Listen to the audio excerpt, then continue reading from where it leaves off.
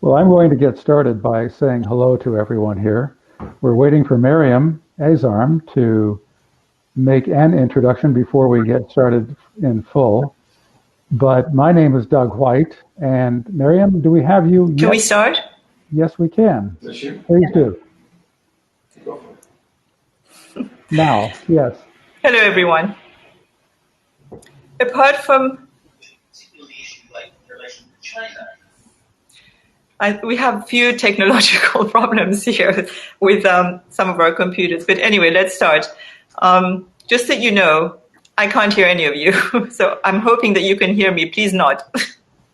Okay. So Doug, apart from your illustrious academic career as a lecturer, you've been a leader in the philanthropic community. You've always strived to integrate ethics into the purpose and promise of our nation's charities, as exemplified in the many books you have authored. Today, you work closely with select organizations on ethical decision-making, board governance, and fundraising, as well as individual philanthropists who want to see their gifts used more effectively.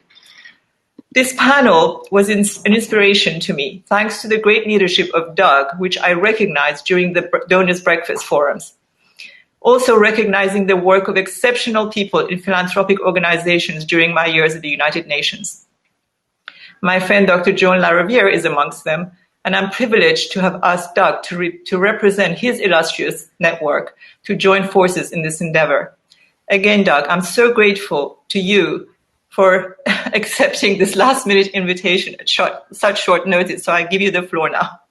Mariam, thank you so much. It's really good to be here with you and all of our panelists and everyone who's tuning in. This panel is especially important to me because it's about philanthropy. At Horasis, there are so many panels. This is about philanthropy, where we are right now in the world of COVID and where we are going to go in a post-COVID world and how we're going to get there. And so this is the way we began thinking about this a few weeks ago, and it started to take form just last week, and I was able to get some very, very talented, very experienced people in the world of philanthropy to join us in this conversation. Philanthropy is driven by a very basic human quality, a sense of altruism, a sense that in one way or another is ingrained in each of us. Over the years, philanthropy has grown from general giving to more targeted donations and programs that are now measured for their long-term impact and effectiveness.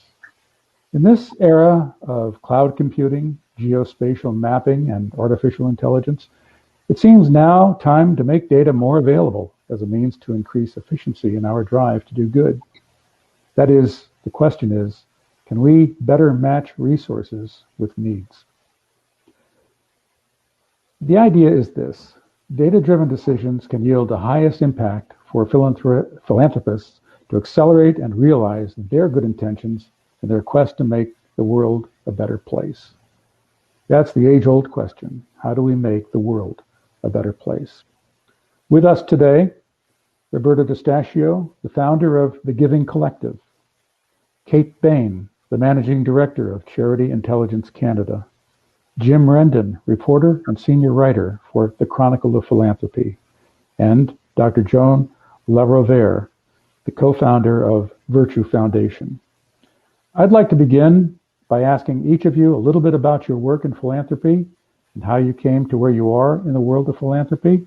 And then we'll start to have some questions and answers back and forth among us about philanthropy in the COVID world and in a post-COVID world, and how we're going to integrate artificial intelligence and other technologies into a new world of philanthropy.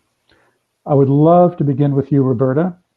Good afternoon to you and welcome. Hi there, Doug. It's good to be with you.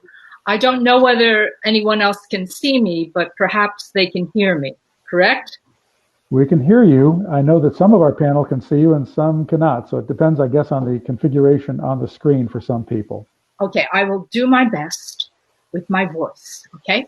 Okay, philanthropy. I started out as a poet and then a playwright, And then I inherited a music festival. This is a long, long time ago, which put me in a position to raise money from individuals to keep it going. I did that for a while, and then I thought, well, if I could do it for this organization that I inherited, I could do it for multiple organizations. So I became a fundraiser just to get and understand why people give. From that, I said, you know what? Philanthropists themselves don't have their own magazine. They get bits and pieces from here and there, but there's no one source. So I founded the American Benefactor, raised $10 million to get it to market. Then I started the Giving magazine and put it online and started traveling the world, to find out what was happening in philanthropy in England, Australia, Europe, South America, everywhere. Very, very different. It woke me up that we are a global community and many individuals don't have some knowledge that we have. So formed the collective, the Giving Collective, and in the process, working with media companies around the world to do stories that would be translated into 13 languages. Then the pandemic came along and it sort of threw me into a room talking to people on Zoom. So that's where I am right now, and that's who I am. I'm glad to be here and can't wait to hear everybody's story. I have a question before we move on, Roberta. Part of your experience involves Dame Stephanie Shirley. Could you take about 30 seconds to tell us? Sure. I guess about 22 years ago, I had made a lot of connections in London, and BBC asked me to be part of a conversation. And then Dame Stephanie Shirley was on that conversation from London. I was in New York. And I just said, oh my gosh, who is this woman? She was about 75. She had started a tech company in the 60s when she had to get permission from her husband to open a bank account. She took it public. She was giving away over $100 million at the time. And so then we were on the BBC together, and she said, when you come to London next, let's get together. Let's do some projects together. So we started projects. She called one time and says, let's raise $1 billion for autism. I said, okay, I'll be right over.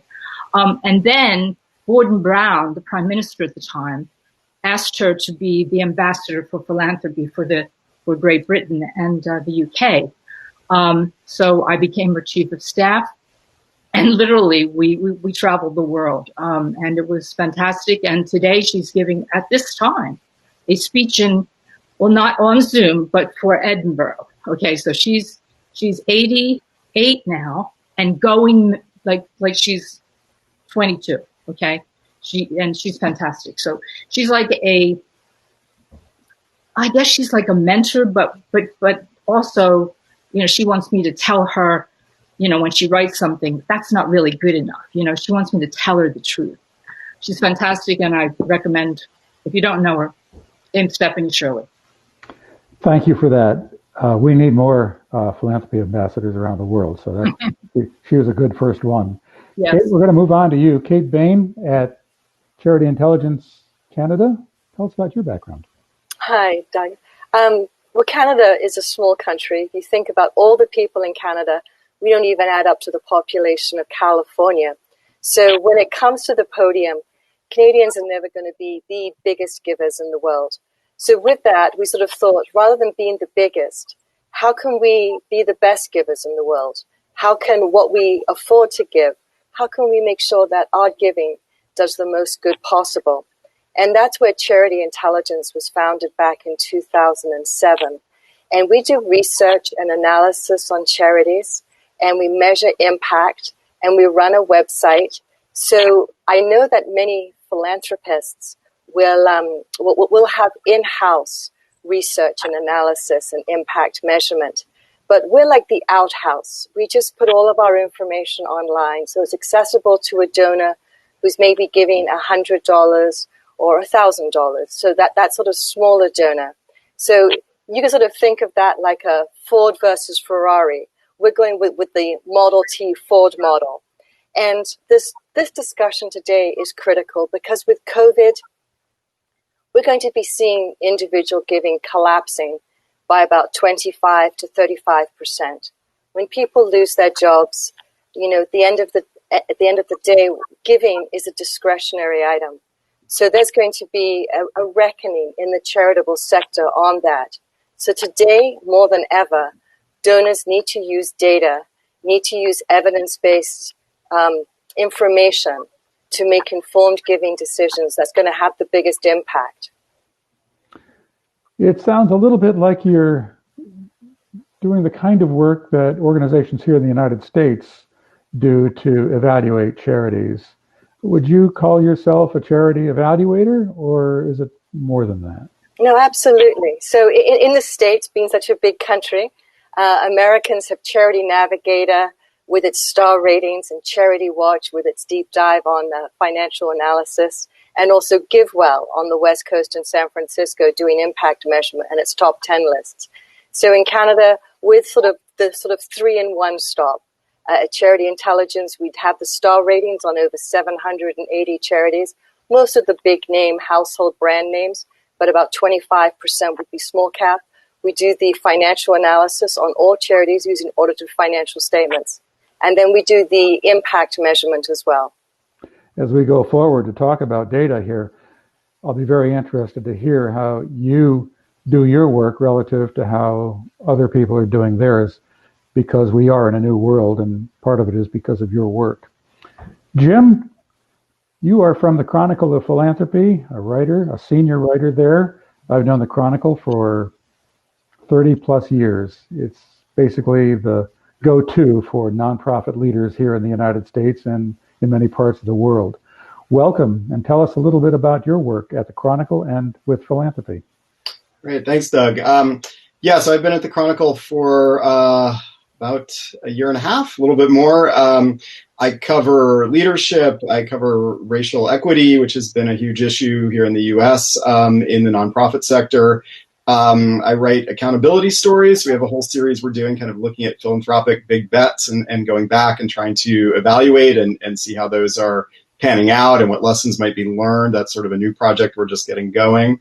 I'm really enjoying it. Philanthropy and the nonprofit space is very undercovered, at least here in the U.S., and it's a wonderful place to be as a reporter. You get a lot of room to work on stories without too many other people breathing down your neck, and it's a great place to learn. I mean, it's sort of a world unto itself with a lot to understand.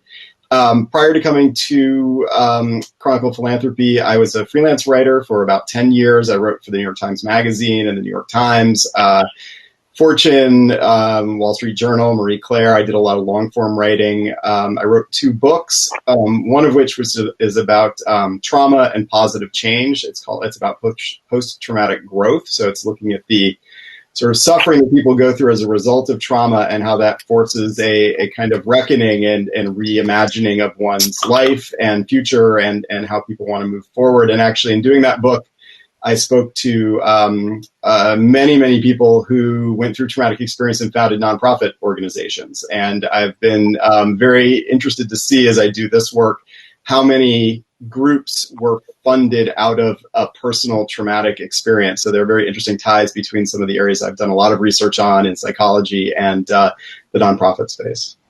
For example, Mothers Against Drunk Driving, that kind of organization? Yes, exactly. There's a woman who lost her child to a drunk driver who then went on to found an advocacy group. I've reported on a young adult cancer survivor who had cancer twice in her early 20s, who went on to found a group to help young adult cancer patients with expenses. Other folks who have founded nonprofits that do a lot of work with veterans and global hunger and poverty, a whole range of issues that people will find that they are really wanting to help with. And a big part of post-traumatic growth is a move towards altruism. And you really see that through many of these folks. I can't imagine a more fitting way to frame this conversation than the words you've just used: trauma and challenge and opportunity and altruism. There's a through line there. Let's go to that through line in part by going to Joan LaRovere, who comes to us from Boston. She's the co-founder of Virtue Foundation and also is at Boston's Children's Hospital. And so when we say Dr. LaRovere, we mean medical doctor. Welcome to our group today.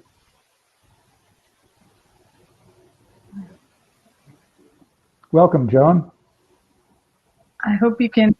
Thank you so much. I hope you can hear me. I missed the last couple words of what you said, but it's wonderful to be here. And they were all positive. Yes, I've been in the front lines of COVID myself in the intensive care. So yeah, it's been an interesting time. I guess to carry on from those words of sort of major events and bringing forth altruism, that's where Virtue Foundation came from, is out of the events of 9/11. I mean, another major time for our country here in the United States. And the name came from those basic human virtues that you saw really in people in New York and across the country as a response to those times. So I agree that I think this time of COVID is going to change so much in ways we can't imagine for our world going forward from here. And God willing, we see more of the altruism and the goodness in people and in the philanthropic space coming out of it. I appreciate your emphasizing the word altruism. I always try to find that in donors, and it's always there. It comes in different forms. But we also, on top of altruism, or parallel to that feeling of doing good things for other people, we want to be intelligent about that. And the world has changed in the last few years, last few decades at least. And I've seen more and more philanthropists who are interested in how their work is being measured and how charities do that work and what kind of outcomes those charities can be responsible for. Tell us a little bit about what the Virtue Foundation's perspective is on that particular issue. Yes, it's an honor to speak about that. For my personal philanthropy, it's really born of my profession in healthcare and a lot of on-the-ground work in medical missions around the globe. The foundation works in other areas in education and empowerment, both access to justice and economic empowerment. But I want to focus on the healthcare piece today. And one of my colleagues and partners, Dr. Ebi Elahi, had this brilliant idea as we were going on all of these trips and working. Why can't we have better access to information on the ground ahead of going on site? And why can't we make that more available to others in the world? Particularly as we've moved into this era of cloud computing, AI, machine learning. And it's taken us about 10 years to get from that idea to a platform that's launching with a book on December 1st. It's hard work trying to gather information and data on the ground in low and middle income countries and then try to present that geospatially. And what we have tried to do is, as a first layer of this platform, is to identify all of the hospitals and major healthcare centers, and to start with in 24 low-income countries, as well as all of the healthcare NGOs working in that space. And I think we have probably the largest and most curated list because it's all been pulled through machine learning and AI and then curated by senior clinicians and others with expertise in the field to really try to do our best in validating those organizations. And I think being able to have access to that information is vital. Our next phase is for the supply side of this equation, the healthcare philanthropists, both clinicians and others who can actually work on the ground. And I also think for donors, this platform will be very interesting because you'll be able to a location. I think we lost you for a second there, but you're back on, so go right ahead. You will be able to target to a location and an area you're particularly interested in, whether that's eye care or cardiac surgery or fistula repair or safe delivery. And you can see who is doing good work on the ground and where they're doing it. I'm going to ask the other panelists about how their experiences would meld in with what you're saying. But let me further ask you a question about AI. Can you give us a specific example of how AI or donor mapping can help us in the world of coronavirus? Is there something that we can say, this is what philanthropy is doing? I can give you an example from... Go ahead. I can give you an example from myself. We have a deep map of Ghana, and the north of Ghana has had terrible problems with under 5 mortality and very poor access to ventilators or oxygen. And we were able to take this data and be able to look on the ground. And from my ICU in Boston, I would be via WhatsApp communicating with the district health director, the hospital directors, and clinicians on the ground, and getting oxygen in place into the health centers to get a better ventilation program up in their district hospital. So we're able to use real-time data and be able to work with both ourselves and some partner organizations on the ground to implement based on knowing where things are located and where the need is. A tangible perspective there. Thank you for that. And they were really be able to get ahead of the... Yeah. Super. Let me go back now and ask some of the other panelists to react to what you've just said. Roberta, can you chime in on what Joan's just provided with us and meld that with some of your own experiences in the world of philanthropy? I think her story and what she's created with her team is very unique. I'm not quite sure it can be compared, Doug. I mean, I'm really sitting here listening as we were yesterday, and I find it extremely exciting and interesting, and think that the more her story gets out, again, the story has to get out, the more, especially on the tech side, I'm not going to rule other people out at all, but there's going to be heavy excitement here, okay? But my question is, if you can do this, why haven't governments come together and done this? This is, I mean, if you know what I mean? So my question is, why did it take so long? You know, I mean, I'm a little upset. Well, you're not upset at Joan. You're just not upset at Joan. No, I'm delighted for Joan. But the thing is, why? Why hasn't this been done? That's my question. Let's go to Joan. Please answer that, and then I'll go back to the other panelists for their comments as well. But what do you say to that question from Roberta? Well, sometimes things that are obvious are hard, and they're not often obvious until you actually see it. I can't tell you how many philanthropists we went out and pitched this idea to, and it took a while for people to get their head around it. And I think the combination of where we are in a tech world with all the big tech companies and the matching platforms that we're used to using with, Uber, for example, every day, now people can understand that, I think, the concept better. And I think the COVID crisis has made, I think, a lot of people realize how vital this information is for all of us and how really connected we all are. When something can happen in one place and affect another, it's really important that we have this information and that we help others with this information. But it's been hard. We have used a lot of man hours to curate through this and validate algorithms and rerun them. It's pretty labor intensive. Thank you for that. Jim or Kate, let me go to you, Jim, and ask you first. You're on the ground talking to charities. You wrote a fairly long piece this past week in the Chronicle about how charities are changing in response to coronavirus. What's your response to what Joan is saying, and bring some perspective as to what you've learned with the people you've Yeah, I mean, I think it's a fantastic project. I mean, I love it. It sounds like it's really filling a need and has a real potential to just boost the effectiveness of health efforts across many, many countries. I would say that from what I'm seeing here in the U.S., there's a real technology gap for nonprofits. I'm actually working on a piece now and looking at some data from a few different organizations that are surveying. And, one of them, an organization called Hope Lab, just did a survey. They found that 75% of the groups they surveyed said that they did not have any funders that would fund technology for them. A similar percentage was lacking any digital strategy whatsoever. About 60% had no C-level employees responsible for technology.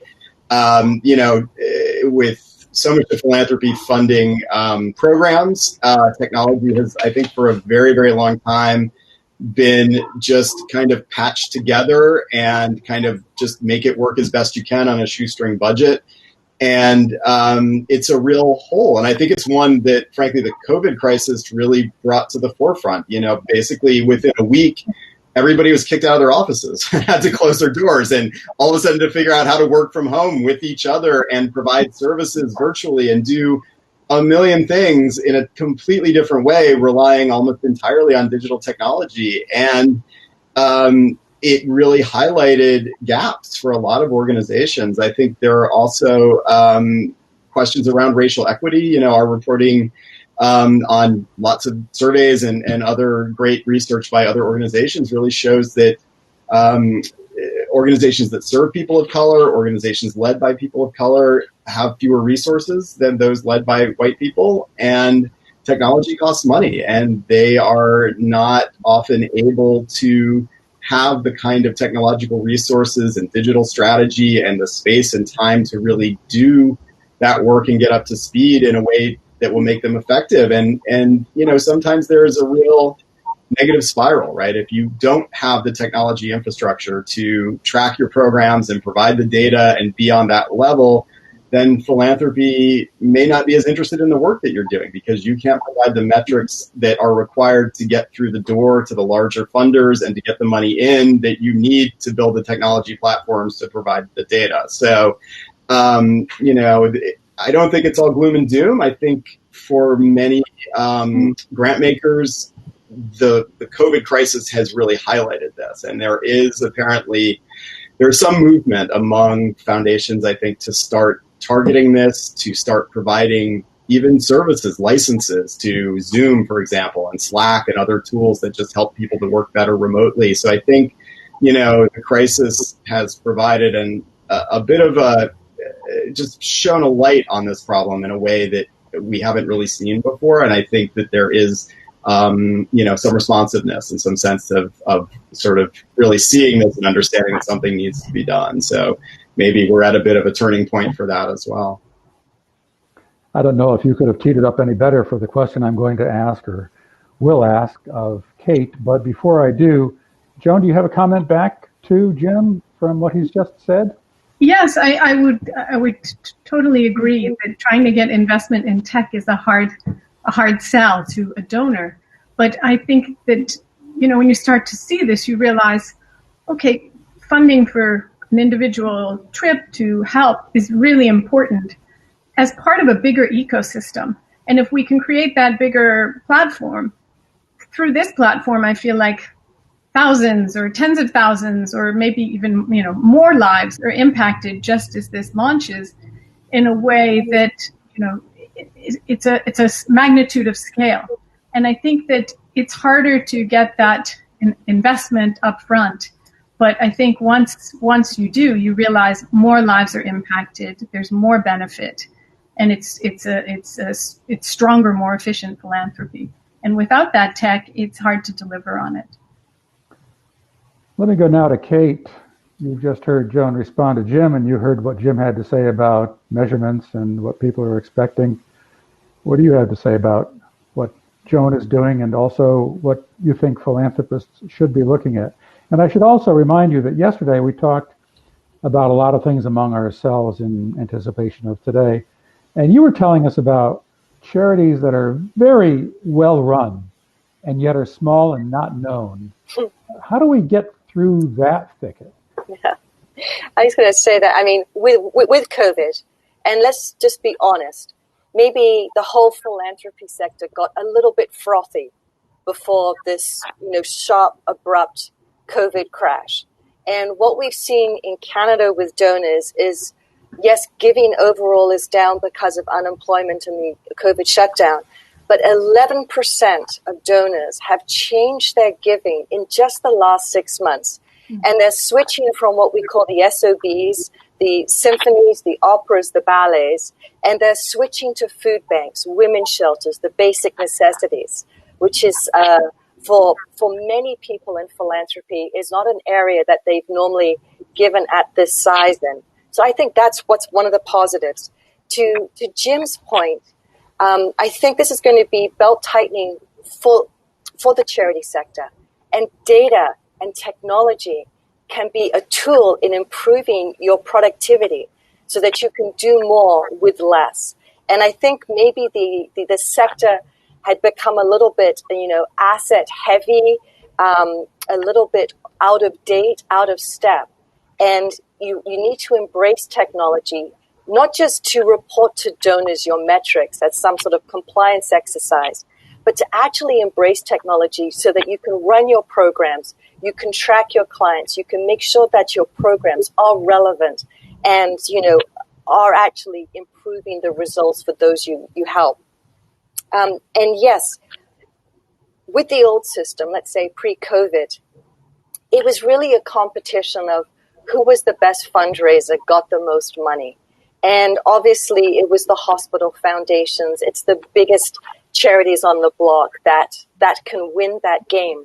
But when you switch to a data analytics and an intensive research, and you're looking not at who brings in the most money, but the bottom line results of a charity in terms of helping people, that's when you can see small charities off the beaten track, maybe unknown to some donors, and on a level playing field, those can be your star performers with some of the biggest impact we've seen. So I recognize that there's a pushback to data, and I recognize that many people aren't comfortable about using research and, hard facts to make what is typically an emotional decision. But when you make that transformation, we just have donors who are funding charities that they've never heard of before. And just like, I didn't know this even existed. And what a sensational charity this is. So one of the great joys is to see small charities come to the attention of some of the biggest foundations and watch their growth as they grow.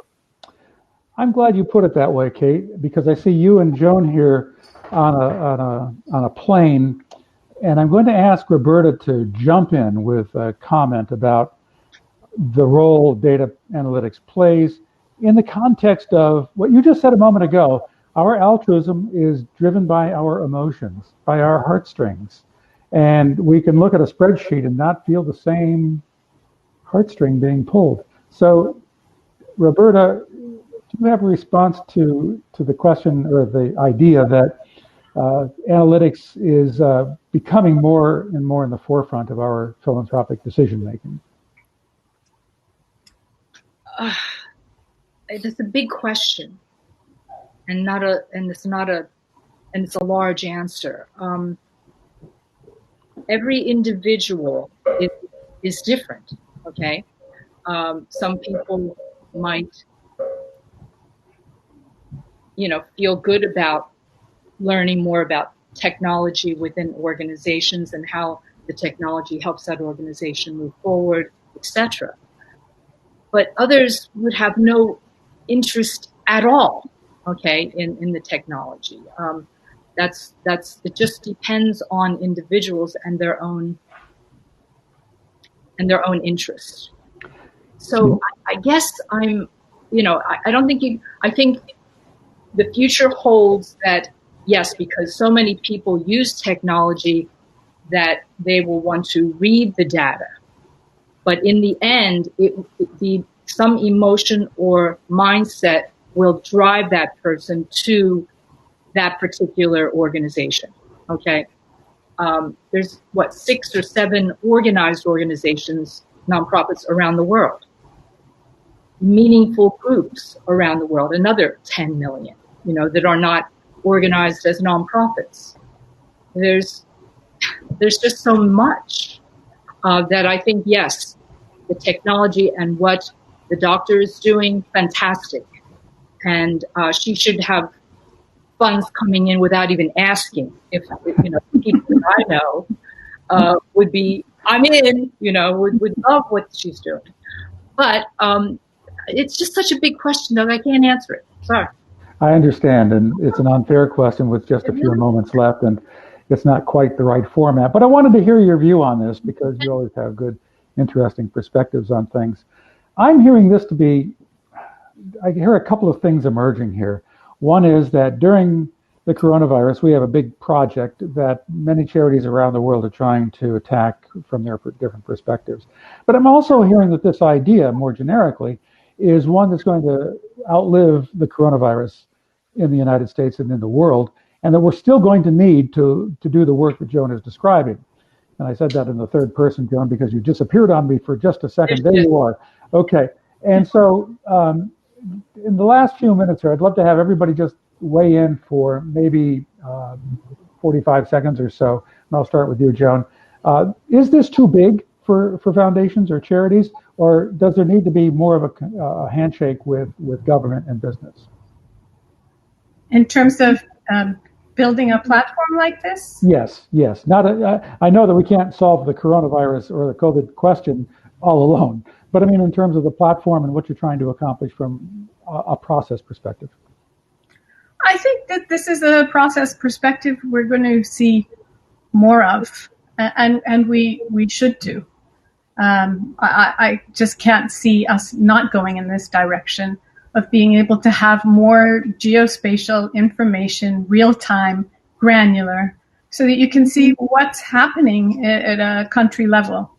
And I think for NGOs, this is a wonderful opportunity because all of their work is showcased. It's not one organization or another. And you can see where they are and what they're doing and connect with it, because altruism at the end of the day is deeply personal. But this will, I think, allow somebody to use their altruism in a way that's meaningful for them based on real information in real locations. And I think it allows some of these smaller organizations that are doing tremendous focused work in a particular area to be showcased. I personally have learned so much about so many other organizations that I hope Virtue Foundation will be partnering with, because I can see how we could amplify our work by collaborating with them. I would not have known about them. There's no single place to go to find this type of information. Let me ask you this, though. Roberta just said something that was very interesting. Are you able to raise money without asking for it? Well, from your lips to God's ears. I suspect I really would like to find a big donor who would like to help us take this on to other layers from here. I think this publication with Taylor and Francis in 1st of December and the release online live of the platform, I think is going to be a real turning point for others to really see the level of the work that we've done. Now, in the last minute, and I mean that, Kate, any last thought? Well, I'm not a very big fan of government design software, so we've got some of that up here in Canada where our government does a lot, and I actually much prefer using Apple products or Google products when it comes to those types of things. I'm excited. This is the information age, and this is just the beginning. And I believe that information and data, clouds and sharing of information is just going to be one of the biggest innovations in the charity sector and also for donors in giving over the next, 15, 20 years. So COVID has accelerated that, but this is just the beginning. Thank you. And 10 seconds, Jim. Yeah, very quickly, I think it would be fantastic. I think it just requires a shift in how grant makers think about what the needs are at nonprofit organizations, and really just to focus on helping them with their tech. Thank you, Jim, Roberta, Kate, and Dr. Joan. I appreciate it. I think we've had a great time. I wish we had more.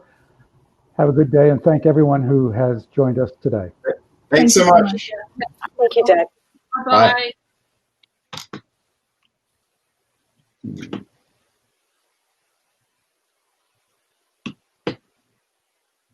There we go.